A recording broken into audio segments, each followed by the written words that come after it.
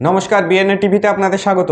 এই মুহূর্তে যে খবরে নজর রাখবো, পথ দুর্ঘটনায় মৃত্যু হলো এক সিভিক ভলেন্টিয়ারের।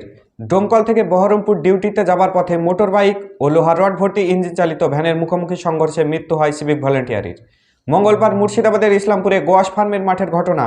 দুর্ঘটনার পর মৃতদেহ উদ্ধার করে ময়না তদন্তে পাঠায় পুলিশ। বিস্তারিত জানবো আমাদের প্রতিনিধি খালিদ মুস্তফার কাছে। খালিদ, কিভাবে ঘটলো এমন দুর্ঘটনা, কি জানতে পারছো?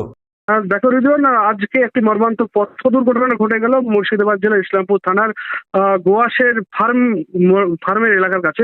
সেখানে একটি ঘটনা ঘটেছে, যেটা হচ্ছে মোটর বাইকের সঙ্গে একটা রড ভর্তি লক্ষ্মীমনের মুখোমুখি সংঘর্ষ হয়, আর যার ফলে ঘটনাস্থলে মৃত্যু হয় এক সিভিক ভলেন্টিয়ারের।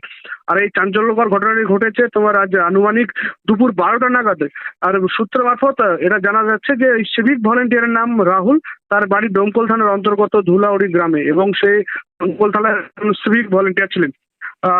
এবং সূত্র মারফত আরো জানা যাচ্ছে, এবং এখানে মৃত সিভিক ভলেন্টিয়ার ডিউটি ছিল বহরমপুরে, এবং সে ডিউটি স্থানে যাওয়ার সময় ইসলামপুরের এই ফার্মের মাঠের কাছে একটি লোহা রড ভর্তি লক্ষ্মণের সঙ্গে মুখোমুখি সংঘর্ষ হয়, এবং তার মাথায় হেলমেট ছিল বলে সূত্র মারফত আমরা জানতে পারছি। এবং ঘটনাস্থলে ওই সিভিক ভলেন্টিয়ার ওই লক্ষ্মণ গাড়ির সঙ্গে মুখোমুখি সংঘর্ষে ঘটনাস্থলে মৃত্যু হয়, এবং তার মৃতদেহ পরবর্তীতে ইসলামপুর থানার পুলিশ এসে উদ্ধার করে এবং ময়নাতদন্তের জন্য নিয়ে যায়।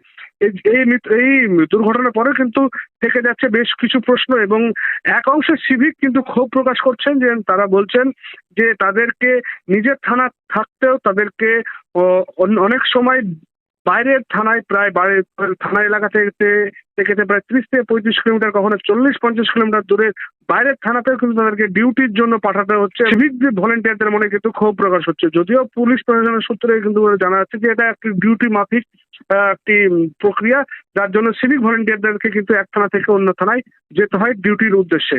রেদওয়ান, ধন্যবাদ খালিদ। টেলিফোন লাইনে ছিলেন আমাদের প্রতিনিধি খালিদ মুস্তফা। যদিও জেলা পুলিশ সূত্রে জানা গেছে, নিয়ম অনুযায়ী প্রয়োজন মাফিক পাঠানো হয় সিভিকদের। পরবর্তী খবরের আপডেট পেতে চোখ রাখুন বিএনএন টিভির পর্দায়।